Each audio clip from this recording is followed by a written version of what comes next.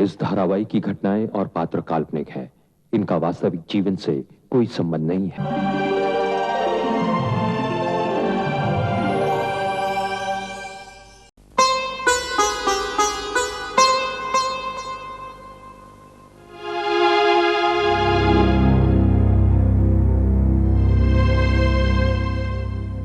अरे, अब तक तुम लोगों ने कढ़ाई पूरी नहीं की।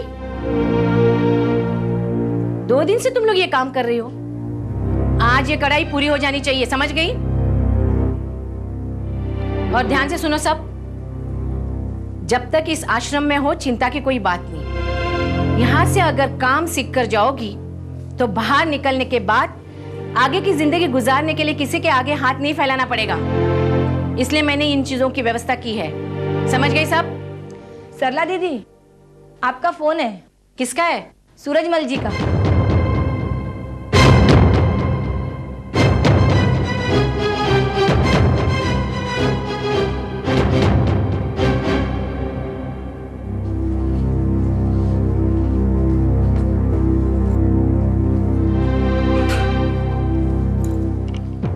हेलो, सरला जी, बोलिए। लगता है आप अभी तक मुझसे नाराज है। आपने किस लिए फोन किया, वो बात बताइए। बात ये है कि गवर्नर साहब ने मुझे बुलाया था। आप बड़े लोग हैं, गवर्नर और मिनिस्टर से तो मिलते होंगे। अब तो ताना दे रही है मुझे। ये तो पूछिए किस लिए गवर्नर साहब ने बुलाया था। किस लिए? वो मुझसे कुंती के बेटे का पता मांग रहे थे। तो दे दीजिए, अगर आपके पास है। अगर मेरे पास होता तो कब का दे चुका होता। पता तो आपके पास होगा। हाँ, लेकिन मैं किसी को नहीं दूंगी, ना ही आपको ना गवर्नर साहब को। देखिए, मैंने गवर्नर साहब से वादा किया है कि मैं आपसे बात करके उन्हें इन्फॉर्म करूंगा।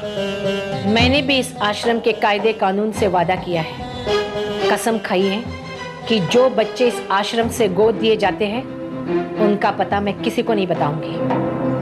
आप मेरी पोजीशन समझिए, मैं गवर्नर साहब को क्या जवाब दूंगा? वो आप जानिए, मैं सिर्फ आश्रम का नियम जानती हूँ और उसके अनुसार उस पते को गुप्त रखने की मेरी जिम्मेदारी है। अगर गवर्नर साहब मुझसे भी पूछेंगे तो भी मैं उन्हें नहीं बताऊंगी। नियम नियम होता है सूरजमल जी।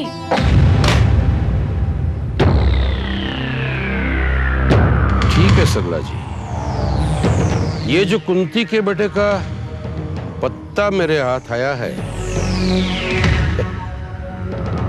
मैं उससे बराबर खेलूंगा।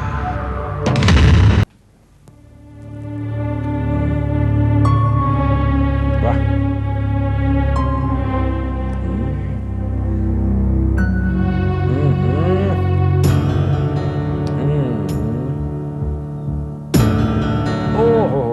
वाह वाह, क्या बात है। अजीब किस्मत है मेरी। दूसरों के साथ खेलता हूं तो हार, अकेला खेल रहा हूं तो देखो ट्रेल निकली है, वो भी बादशाह की।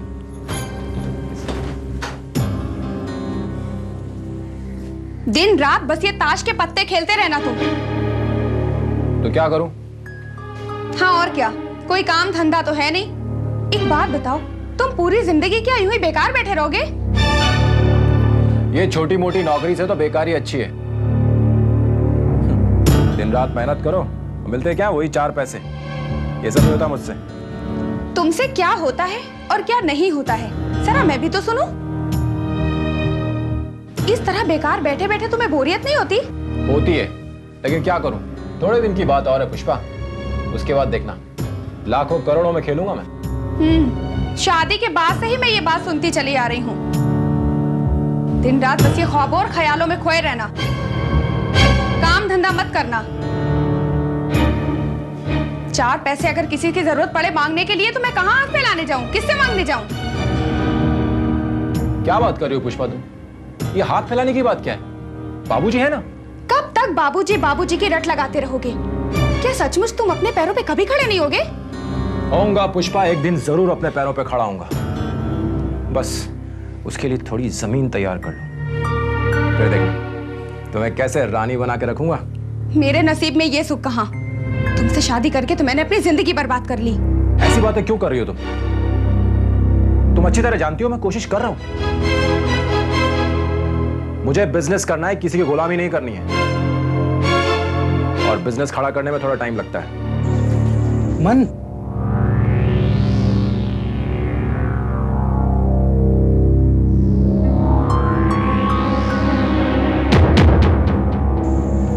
बन गया क्या? 300 रुपए निकालो। 300? ये तो ज्यादा है।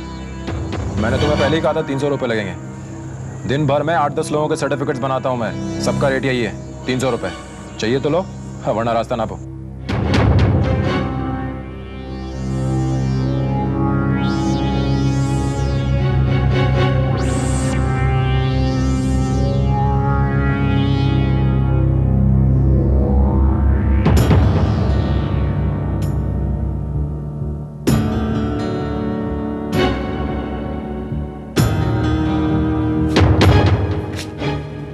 क्या हो रहा है ये सब?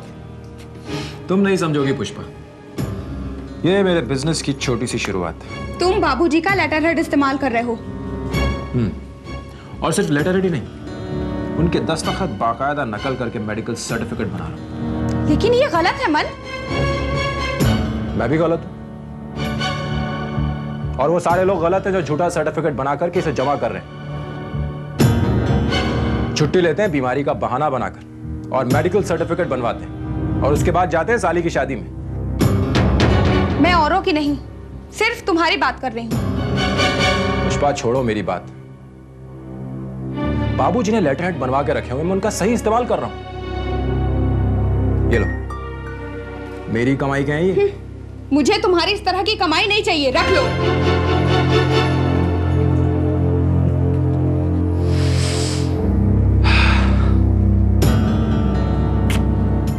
हमें तो चाहिए भाई। दस्तखत करना। ये लो।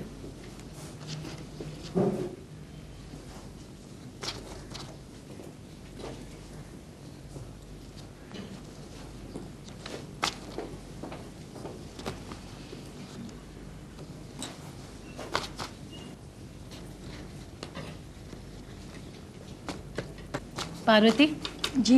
ये लो तुम्हारी तनख्वाह। सिर्फ 400 रुपए? इस बार सिर्फ 100 रुपए मेरी तनख्वाह में बढ़ाए गए। इससे ज्यादा नहीं हो सकता, आश्रम में फंड नहीं है। आप हमेशा यही कहती हैं। तो क्या झूठ बोल रही हूँ? अगर तुम्हें शिकायत है तो आश्रम छोड़कर जा सकती हो। मैं नहीं जा सकती ना, इसलिए आप हमेशा ऐसा कहती हैं मुझे। तुम जाओ यहाँ से, मुझे काम करने दो।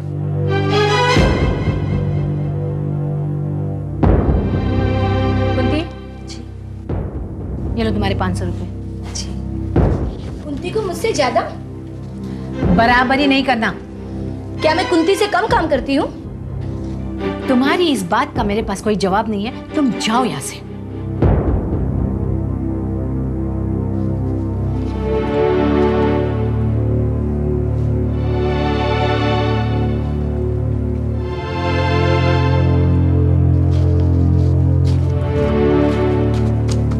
नेक्स्ट।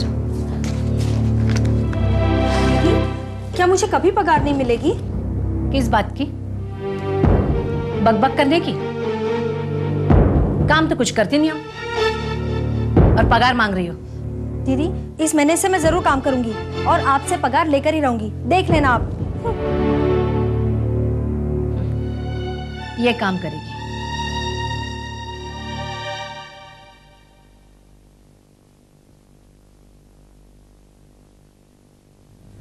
अब्दुल चाचा। कौन? कुंती बेटी, क्या बात है? चाचा एक बात बताइए, आपका अपना कोई नहीं? बेटी, सभी थे, माँ बाप भाई बहन, लेकिन बंटवारे में सब अल्लाह को प्यारे हो गए। अब तो इस बूढ़े के पास सिर्फ यादें ही बाकी हैं। चाचा, यादों के सहारे जिया जा सकता है क्या? देखो बेटी, हमने अपनी उम्र का आधा हिस्सा उन्हीं यादों के सहारे गुजार दिया है, और बाकी जो बचा है वो भी बीत जाएगा। हाँ? चाचा, रिश्ते के नाम पर आपका तो अपना कोई नहीं, लेकिन मेरे तो हैं, वो भी जिंदा। फिर भी मैं उनके लिए मर चुकी हूँ। बेटी, दुखी मत हो बेटी। जिन्होंने तुम्हें मरा मार दिया है, ये उनका नहीं, तकदीर का फैसला है।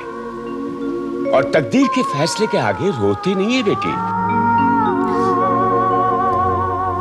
चाचा, ये मेरे आश्रम की कमाई है।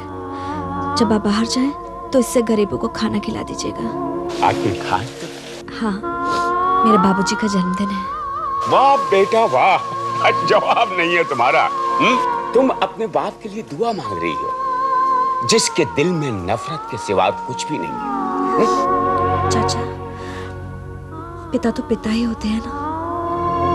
उनके दिल में मेरे लिए कुछ हो ना हो, कम से कम नफरत तो है। मैं उनसे बहुत दूर आ गई हूँ, लेकिन वो मेरे दिल से कभी भी दूर नहीं हो सकते।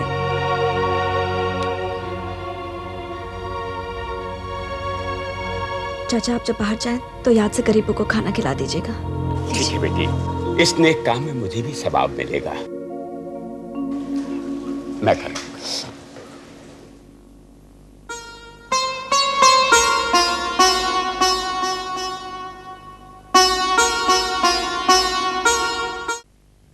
आज डॉक्टर साहब का जन्मदिन है और आज वो पता नहीं कहाँ चले गए। नहीं, बता के नहीं गए। ठीक है, जब वो आएंगे तो मैं बता दूंगी कि आपका फोन आया था। हाँ, और आपकी तरफ से जन्मदिन की बधाई भी दे दूंगी। ठीक है, ओके, बाय। नमस्ते। हाँ, खुश रहो, खुश रहो। माँ, बाबूजी दिखाई नहीं दे रहे। हम उनको जन्मदिन की बधाई देने आए। बेटा, वो सुबह सुबह पता नहीं कहाँ निकल गए। उनको याद भी है कि नहीं आज उनका जन्मदिन है? माँ जी, आपको तो याद है ना, आपने उनको मुबारकबाद दिया नहीं? कहाँ, जब वो निकले तब मैं सो रही थी। आजकल बहुत उखड़े उखड़े रहते हैं बाबूजी। मैंने जब भी उनसे मकान और बिजनेस की बात करनी चाहिए, ध्यान ही नहीं देते। माँ जी, मकान का इंतजाम तो जल्दी ही करना होगा। आखिर हम लोग कब तक किराए के मकान में रहेंगे? मैंने बात की थी बेटा, टका से जवाब दे दिया कि अभी नहीं हो सकता है। नहीं हो सकता का मतलब? माँ, ये उनकी जिम्मेदारी है, उनको निभानी होगी। पता नहीं उनके दिमाग में आजकल क्या चल रहा है, कुछ भी बोलो तो गुस्सा होने लगता है। हो सकता है उन्हें कुंती की याद ने परेशान कर रखा हो। अरे हम अपनी परेशानी देखें उनकी। माँ, उनको मेरे बिजनेस के लिए रुपए देने ही होंगे। कैसा बिजनेस बेटे? माँ, वो तो मैं रुपए मिलने के बाद ही तय करूंगा। तुम्हें उनको अपने विश्वास में लेना होगा। तुम क्या सोचते हो कि तुम्हारे ये कह देने से कि अभी तुमने कुछ तय नहीं किया है, वो तुम्हें रुपए दे देंगे? क्यों नहीं देंगे? देना ही होगा उनको। हम अपनी जरूरतों के लिए किसी बाहरी आदमी से मदद मांगेंगे क्या? और फिर आजकल ये पुष्पा बहुत ताने देती रहती है मुझे। मन, मैं सिर्फ इतना चाहती हूँ कि तुम अपने पैरों पे खड़े हो जाओ। तुम्हारा इस तरह बेकार बैठे रहना मुझे बिल्कुल अच्छा नहीं लगता। मुझे भी खाली बैठना कोई अच्छा नहीं लगता। तुम बाबूजी के सहारे कब तक बैठे रहोगे? माँ, तुम बाबूजी से बात क्यों नहीं करती हो? बेटा, मैं उनसे कितनी बार कह चुकी हूँ। कल रात मैंने जब उनसे कहा तो कहने लगे कि मन को अपनी उम्र देखनी चाहिए। मैंने मन को पाल पोस कर इसलिए बड़ा किया है कि एक दिन वो हमारा सहारा बनेगा, लेकिन वो तो मेरे ही सहारे पे टिका हुआ है। माँ, बाबूजी के कहने सुनने से कोई फर्क नहीं पड़ता। ये अगर सीधी उंगली से नहीं निकलेगा तो मैं उंगली टेढ़ी करना भी जानता हूं।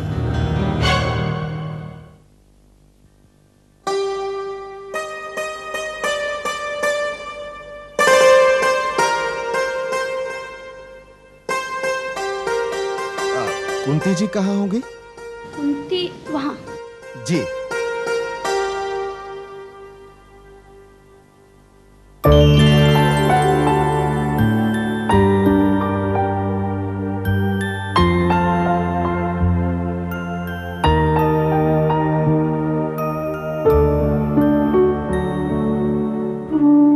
कुंती जी किसकी तस्वीर देख रही हैं?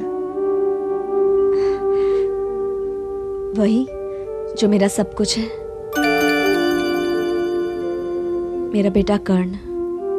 इतने सालों से यही तस्वीर देख रही हैं। अब तो आपके बेटे का चेहरा भी बदल गया होगा। लेकिन मेरे लिए तो वो वही कर्ण है जिसका चेहरा मैंने आखिरी बार देखा था। 3 साल बीत गए कुंती जी। अब तो वो चलना फिरना दौड़ना सब कुछ सीख गया होगा। हाँ, न जाने कैसा होगा वो, कैसे रहता होगा।